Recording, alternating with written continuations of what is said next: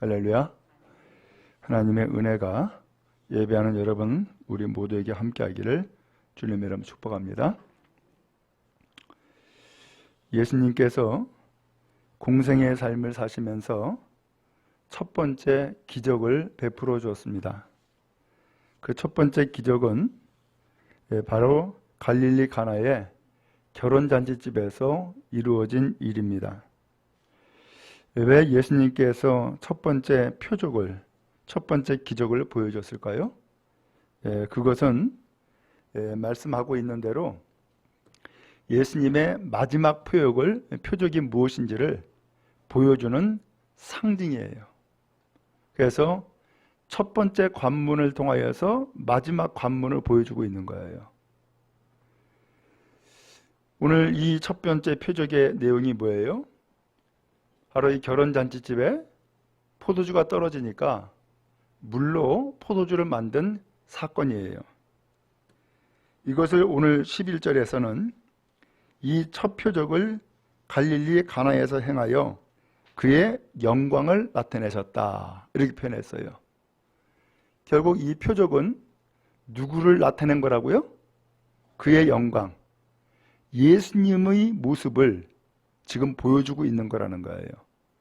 예수님이 누구신지, 예수님이 무슨 일을 행하셨는지를 보여주는 기적을 오늘 예수님께서는 이 결혼잔치집에서 첫 번째로 보여주었다라고 하는 거예요. 성경에도 보면은 첫 번째 기적을 체험한 사람들이 있어요. 오늘 여러분도 신앙생활 하면서 기적을 체험한 사람들이 있죠? 아브라함은 어떤 기적을 체험했느냐? 그의 아버지와 함께 가족들이 갈대아 우르라고 하는 고향에서 떠났어요. 떠나가지고 어디까지 가려고 그랬냐면은 가나안 땅이라고 하는 곳까지 가려고 한 거예요. 이게 아버지가 세운 계획이에요. 지금의 가나안 땅은 지금 이스라엘 땅이에요. 그러니까 그 북쪽 시리아에서 출발을 해가지고 남쪽 이스라엘 땅까지 오려고 계획을 하고 곧 시리아 땅을 떠난 거예요. 그런데 그 중간에 어디까지 왔냐면은 우르라고 하는 땅까지 왔어요. 근데 우르라는 땅까지 왔는데 공교롭게도 아버지가 돌아가신 거야. 그러니까 이 가족들을 이제는 누가 책임져야 되느냐? 아브라함이 책임져야 되는 거예요. 이때 이 아브라함이 고민하죠. 가나안까지 가야 되느냐? 아니면 여기 우르 땅에서 여기까지 왔는데 여기서 아버지가 돌아갔으니까 그냥 여기서 그냥 정착해서 살아야 되느냐? 아니면은 되돌아가서 고향으로 다시 돌아가야 되느냐? 결정을 해야 되는 상황이 생겼어요. 근데 그때에 이 아브라함이 놀라운 일을 경험한 거예요. 하나님이 나타났어요. 그리고 아브라함에게 이야기하는 거예요. 너는 너의 고향, 본토, 친척, 아버지 집을 떠나라. 내가 지금 어느 길로 가야 되느냐라고 생각했는데 하나님이 나타나가지고서 고향을 떠나라 그러네. 이미 고향은 떠났잖아요. 그러니까 고향으로 돌아가는 길은 아닌 거예요. 그리고 하는 말씀이 너에게 지시할 땅으로 가라 라는 거예요. 지시할 땅? 그러니까는 지금 여기도 아니라는 얘기네. 지시할 땅이라고 그랬으니까. 그래서 이 아브라함이 결국은 하나님의 말씀에 따라서 지시할 땅으로 가는데 그 지시할 땅이 결국은 어디였느냐? 아버지가 처음에 계획했던 가나안 땅까지 가게 된 거예요. 그래서 가나안 땅까지 가가지고서는 거기서 하나님이 또 나타나서 말씀하는 거예요. 이 땅을 너에게, 너의 자손에게 주겠다 라고 한 거예요. 그래서 이 아브라함은 거기에서 하나님을 만나고 하나님의 음성을 듣는 첫 번째 기적을 체험하게 된 거예요. 근데 이 첫 번째 하나님을 체험했던 이 기적이 사실은 그의 일생을 보여주는 사건이었던 거예요. 아브라함은 계속해서 믿음의 길을 가다가 그 가나안 땅에 기근이 들리니까 이 가나안 땅을 떠나버리죠. 그리고 애굽으로 가요. 그래서 애굽에서 잘 먹고 잘 살려고 갔다가 그 애굽에서 들통이 나버려요. 그래서 하는 수 없어 쫓겨온다고요. 다시금 고향 땅, 이 가나안 땅으로 다시금 되돌아오게 된 거예요. 결국은 그 첫 번째 기적을 통하여서 나의 인생길, 나의 신앙의 길은 누가 인도한다? 하나님이 인도하신다라는 것을 체험하게 된 거예요. 이것이 그의 일생을 다 하나님께서 보여준 사건이 되어진 거예요. 오늘도 예수님께서 지금 첫 번째 기적을 사람들에게 보여주는 거예요. 근데 첫 번째 기적이 사실은 첫 번째가 아니라 마지막 기적까지도 예수님께서 누구신가? 예수님이 이 세상에 오셔서 무엇을 행하셨는가라는 것을 보여준 첫 번째 사건이 되었고 기적이 되었으며 사인이 되었던 거예요. 예수님이 갈릴리 가나에 있는 결혼잔치집에서 초청을 받았어요.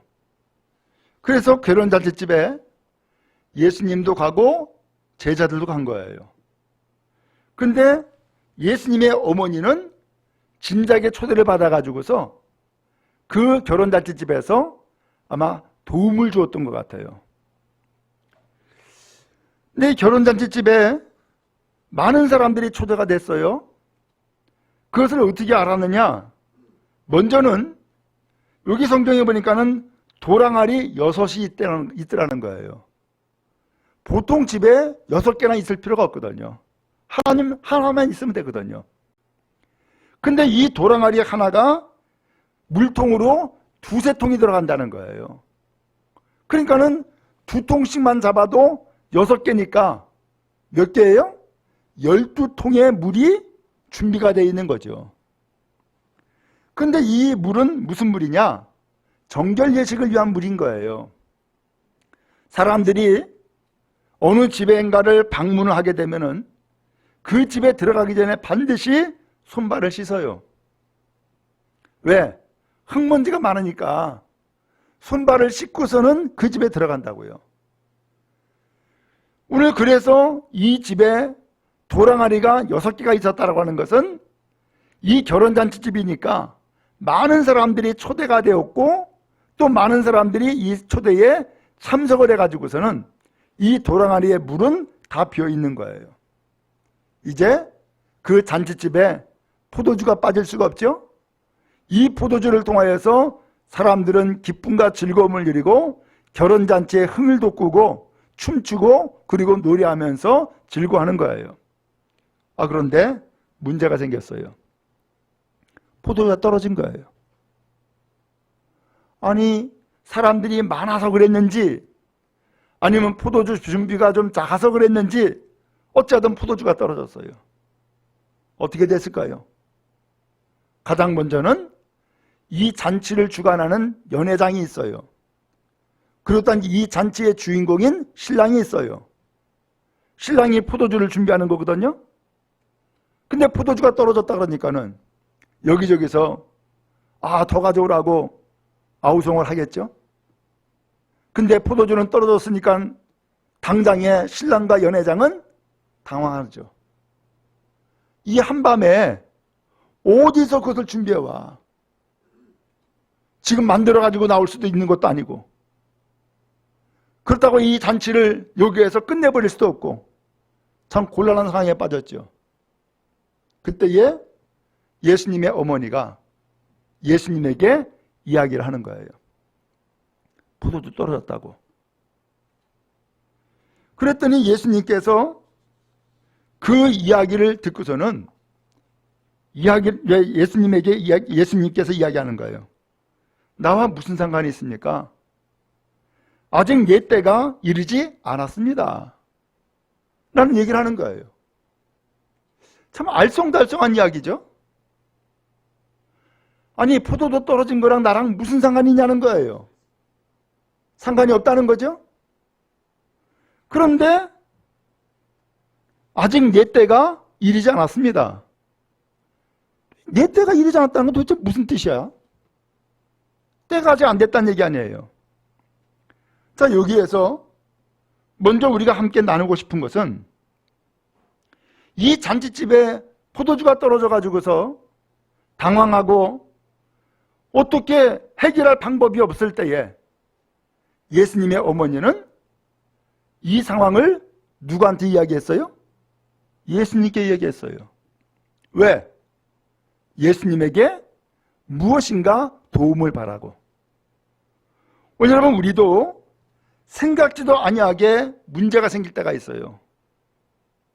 나는 계획을 다 세웠어요. 아, 이렇게 하면 잘 되겠다. 근데 우리는 알듯이 내 생각대로, 내 경험대로, 내 의지대로 안 될 때가 많아요. 그럼 어떻게 해요? 그렇다고 왜 포기할 수도 없고요. 손 놓을 수도 없는 상황이에요. 이거 어떻게 하냔 말이에요.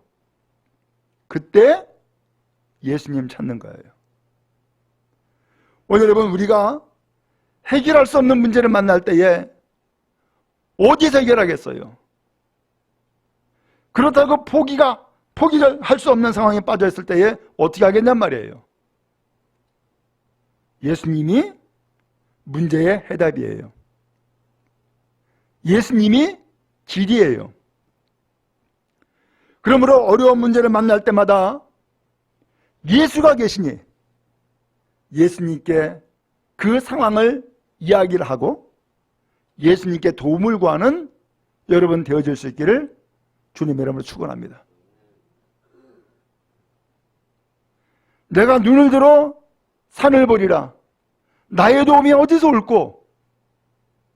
나의 도움은 천지를 지으신 여호와에게서로다. 시편 122편의 말씀이죠? 그렇습니다. 나의 도움은 하나님께 있다는 거예요. 오늘 여기에서도 이 문제를 만난 이 잔치집의 이 가정, 어디에서 도움을 구할까? 예수님이 계시잖아요. 예수님을 초청했잖아요. 예수님을 모셨잖아요.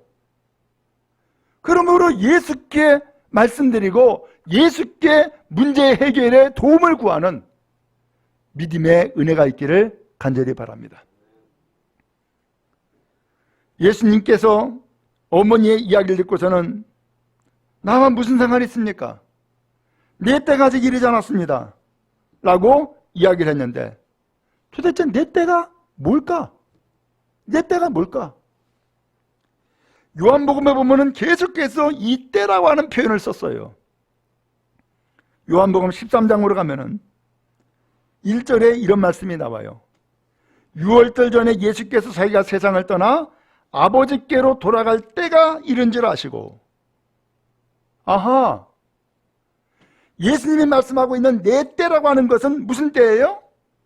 아버지께로 돌아갈 때라는 거예요. 그러면 아버지께로 돌아갈 때가 뭐예요? 죽음의 때예요. 하나님께로 돌아갈 때란 말이에요. 아니, 포도주 떨어졌다 그러는데 아직 내 때가 안 됐다라고 하는 이야기, 이게 도대체 앞뒤가 안 맞는 말이잖아요. 근데 예수님은 내 때가 안 됐다는 거예요. 그래서 내 때가 안 됐기 때문에 내가 이 잔치집에 도움이 안 된다는 거예요. 그런데 이것이 끝이 아니에요. 예수님의 어머니가 하인들을 불렀어요. 그리고 이렇게 이야기를 하는 거예요. 하인들을. 예수님이 너희들한테 무슨 말씀을 하든지 그대로 해 라고 당부를 한 거예요. 예수님은 아직 내 때가 안 됐다라고 말씀하는데 어머니는 예수님의 말씀을 들었는지 안 들었는지 그것 그냥 무시하고 하인들한테 예수께서 무슨 말씀하든지 그대로 해, 알았지? 라고 당부한 거예요. 예수님의 어머니는 지금 예수님이 말씀하고 있는 이 때를 지금 뭐하고 있어요? 앞당기고 있는 거예요. 예수님은 때가 안 됐기 때문에 안 된다라고 했지만은 예수님의 어머니는 그 때를 무시하고 당겨놓고 있는 거예요. 이게 믿음이에요. 오늘 우리는 문제를 해결하려고 해도 해결이 안 되는 상황이 있어요. 예수님이 말씀한 것처럼 아직 때가 안 됐다든지, 아니면 아직 여건이 안 됐다든지, 아직 준비가 안 됐다든지, 그러면서 안 될 수 있는 요소들이 구석구석 있어요. 그런데 그것을 뛰어넘고 그 문제를 해결할 수 있는 길이 뭐냐? 그게 믿음이에요. 예수님의 어머니는 분명히 예수님이 내 때가 아직 이르지 않았습니다라고 했음에도 불구하고 하인들한테는 예수님이 뭐라고 말씀하든지 그대로 해. 그대로 해. 라고 당부해 놓은 거예요. 예수님이 드디어 입을 열어 말씀합니다. 항아리에 물을 채워라. 아니, 항아리에다 왜 물을 채워? 이미 이 항아리의 물은 손님들 다 손발 씻겨드려가지고서 다 들여보냈어. 더 이상 이 항아리의 물은 이제는 없어도 돼. 이게 현실이란 말이에요. 그런데 예수님은 항아리의 물을 또 채우라는 거예요. 근데 하인들은 어머니가 부탁한 이야기가 있으니까, 무슨 말씀하든지 그대로 하라고 했으니까 그 이야기를 듣고서는 진짜로 항아리에 물을 다 채운 거예요. 아구까지 채웠대요. 꽉 채운 거죠. 그러니까 결국 이 돌항아리 6개, 물통 12개의 물통을 다 써가지고서는 다 채운 거죠. 그러더니만은 이 항아리에 있는 물을 이제는 떠가지고 연회장한테 갖다 주라는 거예요. 이거 참 더 곤란한 이야기를 하네. 근데 어머니가 분명히 얘기했잖아요. 무슨 말씀하든지 그대로 해라. 그러니까 이 하인들은 진짜로 이걸 떠가지고서 연회장한테 갖다 줬어요. 이거 어떻게 될까요? 딱이 맞을 일이지. 아니면은 그 종이 그 집안에서 쫓겨날 일이라고요. 지금 놀리냐? 지금 포도주가 없어가지고서 이 난리인데, 아니 물을 갖다 줘? 지금 물 먹으라는 얘기냐? 라고 할 수 있잖아요. 그런데 이 하인들은 예수님의 어머니가 분명히 시키는 대로 하라고 했으니까 진짜로 떠서 갖다 준 거예요. 근데 어떻게 된 상황인지, 항아리에 물을 붓는 순간 변화가 된 건지, 떠서 갖다 줘가지고선 그 순간 변화가 됐는지 모르지만은 어쨌든 그 물이 포도주가 된 거예요. 연회장은 이 포도주를 맛보게 된 거죠. 그러면서 연회장이 놀래버려요. 그러고서는 신랑을 부르죠. 아니, 자네는 어떻게 더 좋은 포도주를 이렇게 남겨놨냐고. 보통 다른 집들은 처음에는 좋은 포도주 내놨다가 사람들이 좀 취해가지고서 해롱해롱 한다고 싶으면은 그때 좀 나쁜 것을 내놓는데, 아니 어떻게 이 신랑은 더 좋은 것을 남겨놨다가 이걸 이제서야 꺼내놓냐고. 그러면서 이 신랑을 칭찬하는 거예요. 오늘 이렇게 해서 잔치는 더 흥겹게 진행될 수가 있었던 거죠. 자, 그런데 이것을 예수님이 11절에서 뭐라고 표현하냐면은 첫 번째 표적이라는 거예요. 근데 이 첫 번째 표적이라고 하면서 그의 영광을 나타낸 거다라는 말씀을 하는 거예요. 누구 영광? 예수의 영광. 아니, 포도주를 만들어준 사건이 예수님의 모습을 지금 보여주고 있는 거라는 거예요. 포도주를 만든 사건이 예수님이 어떠한 분인지, 예수님이 무슨 일을 한 것인지를 알려주는 사건이라는 거예요. 그러면 도대체 이 포도주를 만들어준 사건이 도대체 예수님이랑 무슨 상관이 있는 거예요 도대체? 여기에서 잔치집에 참여한 사람들을 눈여겨봐야 돼요. 잔치집에 참여한 사람들, 이 잔치집에 참여할 때에 어떻게 들어갔어요? 항아리에 있는 물을 하인이 떠다가 다 손발을 씻겨줬잖아요. 이것은 당시에 귀례였고 전통이었어요. 손발을 씻지 않고서는 음식을 먹지 않았어요. 그래서 손발을 씻는 것은 예식이었고 전통이었고 관습이었어요. 그래서 손발을 다 씻었단 말이에요. 이 잔치집에 들어간 사람들은 전부 다 손발 씻은 사람들이야. 그렇죠? 그런데 이 손발 씻고 잔치집에 들어간 이 사람들, 신랑이 준비한 포도주 먹고 즐겁게 지내다가 포도주 떨어졌어요. 어떻게 돼버렸어요? 불평이 생기고 당혹스럽고 원망이 나오죠. 처음에 기쁨과 즐거움은 다 사라져버리고 이제는 반대로 마음 가운데에 불편함, 원망이, 불평이 나오기 시작한 거예요.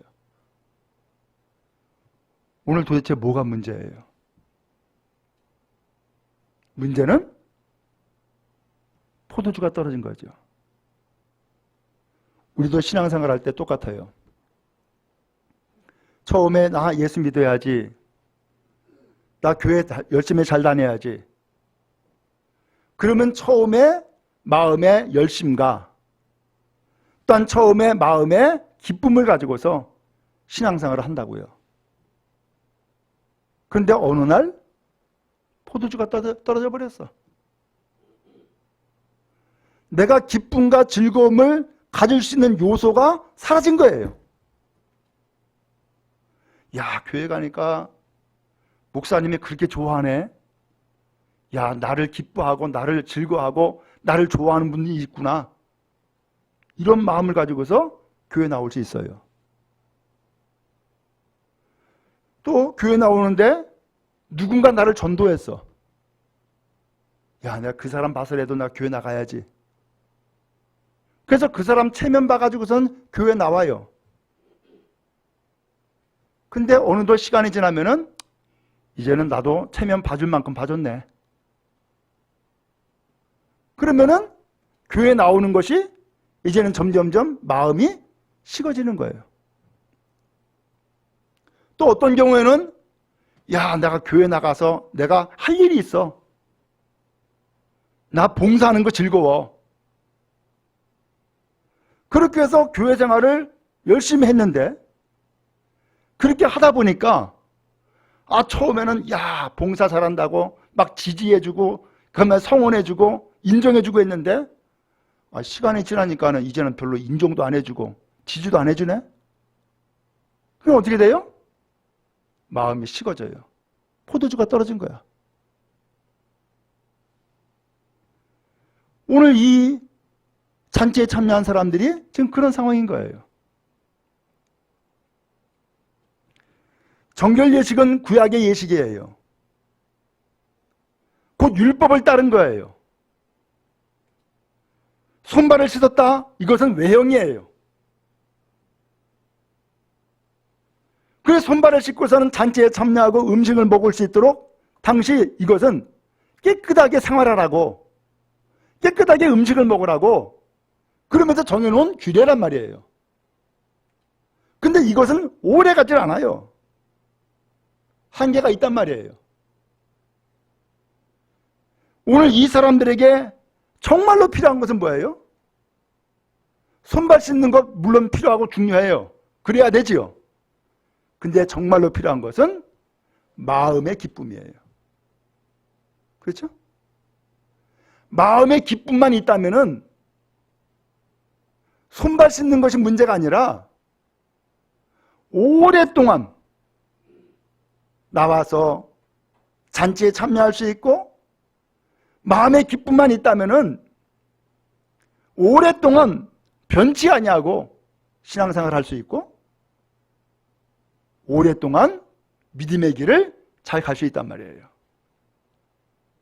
근데 문제는 이 포도주가 떨어지다 보니까는 기쁨이 사라져버린 거예요. 많은 성도들이 이러한 신앙의 삶을 살아가요. 어떻게 하겠어요? 그래서 예수님께서는 우리가 이렇게 금방 지치고 연약하다는 것을 잘 아시기 때문에, 그래서 하나님 떠나고 죄 짓는 인생을 살기 때문에 예수님이 이 세상에 오신 거예요. 근데 세상 사람들은 모르잖아요. 예수님이 누군지, 왜 오셨는지, 무엇을 하시는지 몰라요. 그래서 이러한 사람들에게 예수님이 누구신지, 예수님이 왜 오셨는지, 예수님이 무슨 일을 하시는지를 알려주기 위해서 지금 이 결혼잔치집에 첫 번째 표적을 보여주신 거예요. 그러면 다시금 표적으로 들어가면은 예수님이 뭐라 그랬어요? 항아리에 물 채워라. 다시 물 채웠어요. 갖다 줘라. 갖다 줬어요. 그게 포도주가 됐어요. 이 물은 포도주가 되어가지고서 어디에 쓰이는 거예요?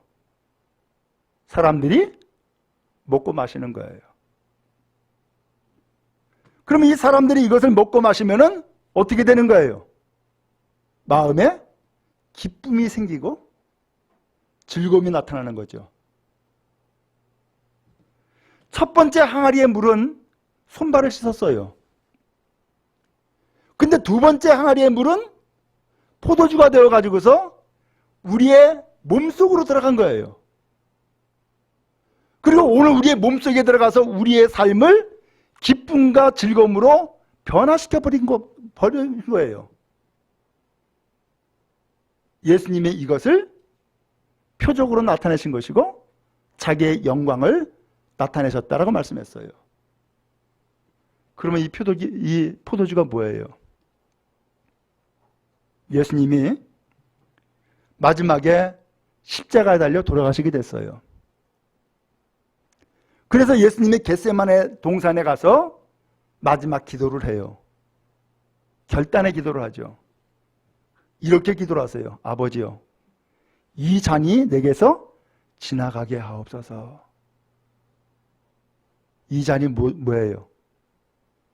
포도주 잔이에요. 이 잔이 뭐예요? 피예요, 피. 이 잔은 예수님의 피, 예수님의 보혈이란 말이에요.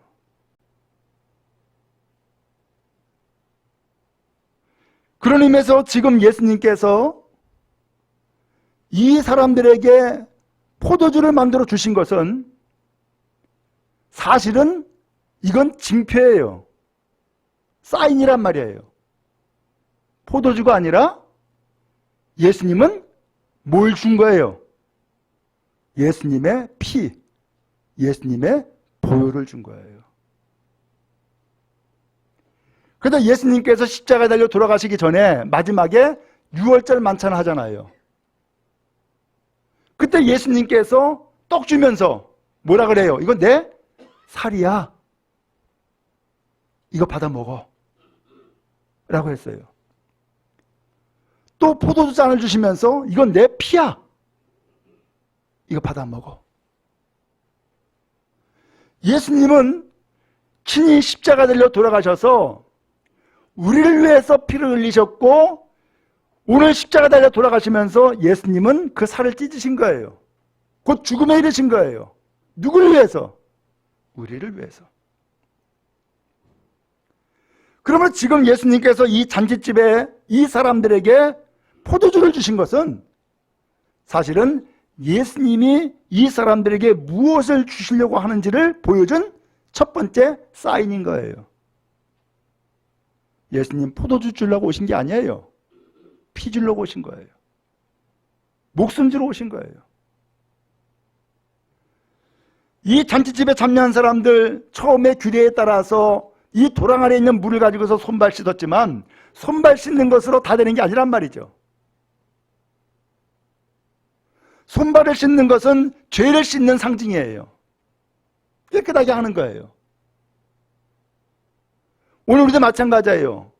예수를 믿으면서 세례를 받아요. 세례를 받는 것은 왜 받아요? 나는 이제 죄 씻음을 받았다라는 징표예요. 근데 죄 씻음을 받았으면 죄 씻음으로 끝나면 안 돼요. 그 다음에 뭐 해야 돼요? 내 속에 또 다른 것으로 채워져야 돼요. 죄를 씻었으면 또 다른 것을 채워져야 된단 말이죠. 그게 뭐예요? 그게 예수의 생명이 내 안에 채워져야 된단 말이에요. 그게 십자가의 보혈이에요. 예수님은 지금 결혼잔치집에 이 사람들에게 정말로 필요한 것은 뭐냐? 포도주다. 이 사람들이 포도주 떨어지니까는 기쁨과 즐거움을 잃어버리고 원망 불평이 나오기 시작을 했어요. 우리도 마찬가지예요. 신앙생활하는 데에 처음에 이 물로 된 포도주 가지고서 그리고서는 먹고 마심으로써 즐거움 얻을 수 있어요. 근데 이게 오래 못 가요. 포도주 떨어지면은 즐거움과 기쁨은 사라지고 원망 불평이 나와요. 싸움박질해요. 다툰다고요. 우리 신앙생활도 똑같아요. 오늘 우리에게 뭐가 필요한 거예요? 물로 된 포도주가 필요한 것이 아니라 나의 인생을 변화시키고 나의 삶을 새롭게 만들고 진정한 기쁨과 은혜로 넘치게 하는 예수의 생명, 예수의 보혈이 내 안에 들어와야 된단 말이죠. 예수님은 그것을 주시는 거예요. 그러면 여러분, 우리도 나도 어느덧 신앙생활 하는데 이런 기쁨과 즐거움을 잃어버렸네? 그러면 다시 예수 찾으시기 바랍니다. 나도 어느덧 하나님 앞에 온 마음과 기쁨을 다해서 예배하는 것을 점점 소홀히 하기 시작을 하네? 그렇다면 예수 생명으로 다시금 충만히 채워지기를 축복합니다. 예수님이 내 안에 계시고 예수님이 내 안에 살아 역사하면 오늘 우리의 삶은 변화되는 거예요. 포도주가 떨어졌다고 해도 그건 문제가 안 돼요. 또 다른 기쁨을 내가 얻으려고 애쓸 필요도 없어요. 왜? 내 안에 이미 예수께서 계시고 예수의 생명이 내 안에 넘치니까 오늘 우리는 충만한 기쁨으로 새로운 인생, 새로운 삶을 살아갈 수 있게 되어지는 거예요. 오늘 성경 보니까 예수님이 이렇게 표적을 행하여서 그의 영광을 나타내셨고 제자들이 그를 믿었다라고 했어요. 제자들, 예수님 앞에 선택받고 부름받아서 내가 제자의 삶을 살겠습니다. 예수님을 따르겠습니다. 라고 다짐을 하고서는 예수님을 따라서 지금 잔치집에까지 왔지만 그들에게 진짜 믿음은 아직 없었던 거예요. 그런데 예수님이 행하신 이 표적을 통하여서 예수님이 그의 영광을 나타내시니까 이 제자들이 그것을 보고서는 예수님을 더 믿게 되는 또 하나의 사건이 되어지게 된 거예요. 여러분, 문제를 만났습니까? 낙심하지 마세요. 예수님께 구하세요. 어려움을 만났습니까? 좌절하지 마세요. 예수님을 찾으세요.